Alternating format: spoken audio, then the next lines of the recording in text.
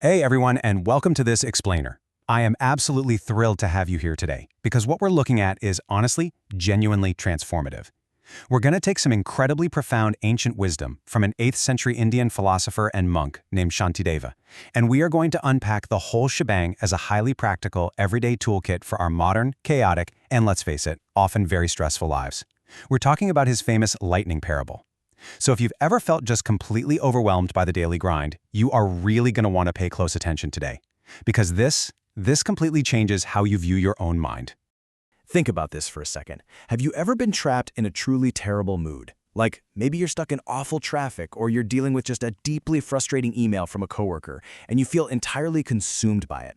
But then, out of absolutely nowhere, you experience a sudden, totally unexplained split second of clarity. Just a tiny fleeting moment where you realize, wait, why am I letting this ruin my day? Well, let's dive into this because that tiny fleeting moment is exactly what Shantideva was talking about over 1,000 years ago. And it's actually the key to unlocking a much calmer, much more intentional life. So here is our roadmap for today. We'll start with the dark night of stress, then look at Shantideva's lightning, move on to your inherent inner light, apply it to modern workplace conflict, talk about conquering laziness, and finally wrap up with a daily roadmap. Okay, let's jump right into part 1, the dark night of stress, or what we can call the modern cycle of burnout. So, in ancient Buddhist texts, there's this concept called samsara. It basically means an endless, wandering cycle of suffering. But look, we don't need to live in an ancient monastery to understand this, right? We experience our own version of this cycle every single day through our own repetitive grind. We go through these endless, repetitive tasks on autopilot. It's kind of like a modern form of ignorance, or just a total lack of awareness. And then we face overwhelming work stress. And this stress, it generates massive, heavy clouds of greed, anger, and frustration. When you are deeply upset about a project or, a difficult colleague, you literally feel like you're trapped in a long, dark night. You can't see the stars, you can't see the path ahead, and everything just feels incredibly heavy and obscured. Moving to Section 2, Shantideva's lightning parable, ancient wisdom for today. That heavy, suffocating feeling we just talked about, that is the exact starting point for this philosophy.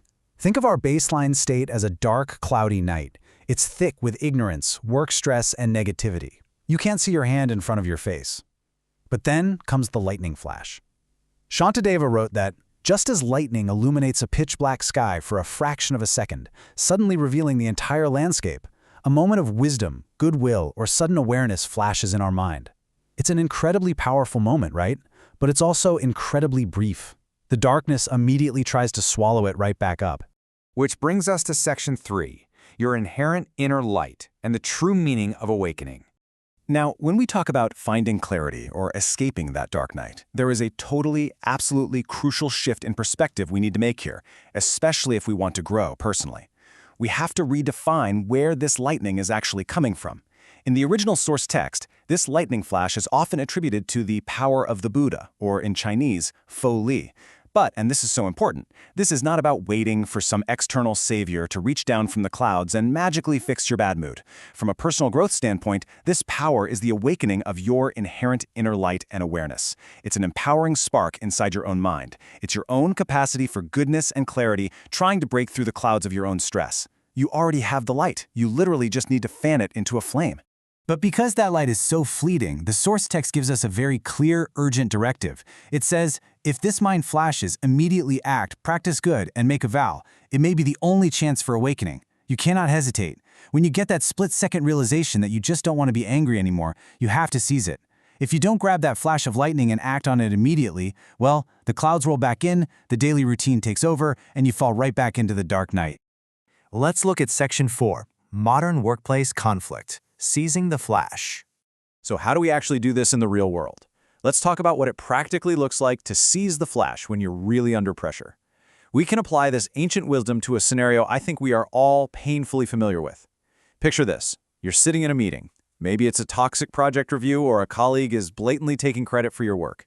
You feel the anger rising in your chest. The dark clouds are forming fast.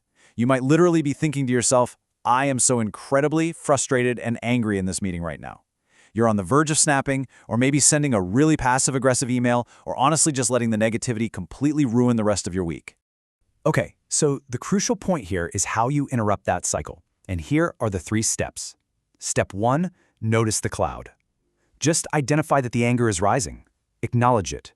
Step 2, catch the flash. In that moment of intense anger, there is almost always a tiny, quiet voice, a little microsecond of internal friction that says, don't say it, don't react. That right there, that is your lightning flash. And step 3, shift the outcome. Act with awareness. In the text, this is acting in accordance with awakening rather than just letting your karma or your habits take over. You take a deep breath. You consciously choose to respond calmly. You just used a flash of your own inherent wisdom to completely change the trajectory of your entire day. This takes us to Section 5, Conquering Laziness and Doubt, Keeping the Light On. Of course, doing this once is great, but doing it consistently, that is incredibly hard. What we do when we inevitably get tired, or when we start to think this whole mindfulness thing is just way too much work, well, the source material actually provides direct antidotes for our mental roadblocks. When the cloud of fatigue or laziness hits, your lightning antidote is the thought, this body's still alive, I can still practice. When doubt creeps in, wondering if you're even capable of being a calm person, realize that just having a good thought is proof of your inner grace. The very fact that you want to be better proves the light is actually there. And when apathy strikes, remind yourself, if I miss this, I fall back into the endless night. It's all about shifting your perspective to intentionally rekindle that spark. Sustaining this awareness definitely takes active practice. The text tells us that if one positive thought is hard to hold on to, use 10,000 thoughts to sustain it. Basically, overwhelm your mind with positive inputs. Listen to teachings, read good books, or use a mantra to fan that spark into a raging fire. And this is beautiful. When you do experience joy, don't just hoard it for yourself. Turn it into fuel. Wish that others could feel that exact same relief and happiness. Doing that immediately stabilizes your own inner light. Finally, Section 6, a daily mindfulness roadmap, moving from fleeting to lasting. We really want to move from just having these fleeting, lucky flashes of clarity to having lasting, sustained awareness. So here's a highly practical routine you can start integrating into your life immediately, like tomorrow morning. In the morning, make a vow. Visualize any mistakes or stress from yesterday as the dark night and view waking up today as the first light. Set an intention for the day. Then, at midday, practice stress interception. When the emails start piling up and the clouds inevitably gather, actively look for the flash to cut through your work stress. Pause, breathe, catch it. Then, at night, practice reflection. Ask yourself honestly, did I catch the flash today? Did I act on my moments of clarity? If you did, celebrate it. If you didn't, let it go and just vow to try again tomorrow. I want to bring this whole explainer to a climax with a truly powerful quote from Master Tsongkhapa, which is highlighted in our source material. He says, "One good thought arises can break 100 eons of sin. One awakened thought arises can continue boundless wisdom." Never, ever underestimate the power of a single moment of clarity. You don't need decades of isolation in a cave to transform your life. Just one seized moment of goodwill, just one choice to be kind instead of angry in a stressful meeting, is enough to pierce through years of habitual negativity and begin building boundless wisdom. It's a real game changer. Because look, the truth is, the dark clouds of life and work and stress, they will always gather. That is just the reality of the modern world. But you now know that you have an inherent light inside of you just waiting to break through. So I'll leave you with this final thought to ponder today. When the sky goes dark and the pressure mounts, how will you use your next flash of lightning? Thank you so much for joining me for this explainer. I really hope this toolkit brings some serious clarity to your day.